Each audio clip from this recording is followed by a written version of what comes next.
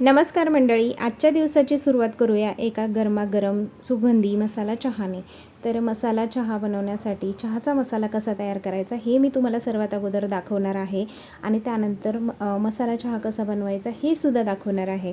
त्यामुळे पावसाचं वातावरण असू द्या किंवा थकलेला दिवस, घरच्या घरी बनवलेला हा मसाला चहा खरंच आपला क्षण आहे ना खूप छान बनवतो। चला तर मग माझ्यासोबत बनवूया हा झटपट आणि चविष्ट चहाचा मसाला कसा बनवायचा आणि त्यापासून चहा कसा बनवायचा हे सुद्धा मी तुम्हाला दाखवते। रेसिपी खूप छान असणार आहे, त्यामुळे लाईक जरूर करा आणि तुमच्या मैत्रिणींपर्यंत शेअर करा। चहाचा मसाला बनवण्यासाठी मी काय काय साहित्य घेतलेलं आहे हे सगळं मी तुम्हाला दाखवणार आहे। कोणते कोणते खडे मसाले आपल्याला लागणार आहेत हे सुद्धा मी तुम्हाला सांगते आहे।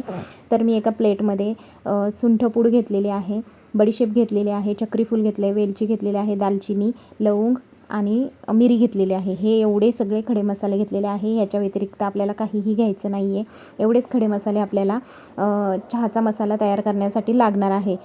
तर आता हे सगळे जे खडे मसाले घेतलेले आहेत ना, ते आता एका मिक्सरच्या बाउलमध्ये मी काढून घेते सगळ्या प्रकारचे खडे मसाले। जर तुम्हाला सगळे एकदमच बारीक करायचे नसतील तर तुम्ही थोडे थोडे करून सुद्धा मिक्सरमध्ये बारीक करून घेऊ शकता। तर आता एक एक करून मी सगळे खडे मसाले मिक्सरमध्ये घालून घेते आणि हा मसाला पाऊस असू द्या, थंडी असू द्या, खूपच छान आणि टेस्टी लागतो चवीला।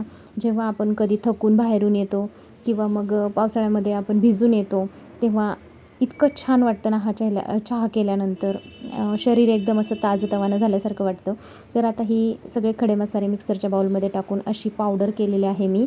तर ही पावडर आपल्याला चहामध्ये वापरायची आहे। तर हा असा आपला चहाचा मसाला तयार झालेला आहे। आता तो मी एका बरणीमध्ये भरून ठेवते।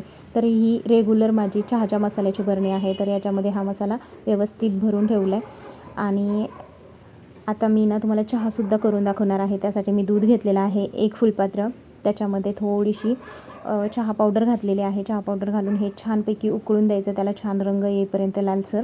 तर चहाला छानपैकी अशी उकळी आलेली आहे आणि मस्त चहा होतो, खरंच खूप टेस्टी होतो। एकदा जरूर करून बघा घरी तुमच्या।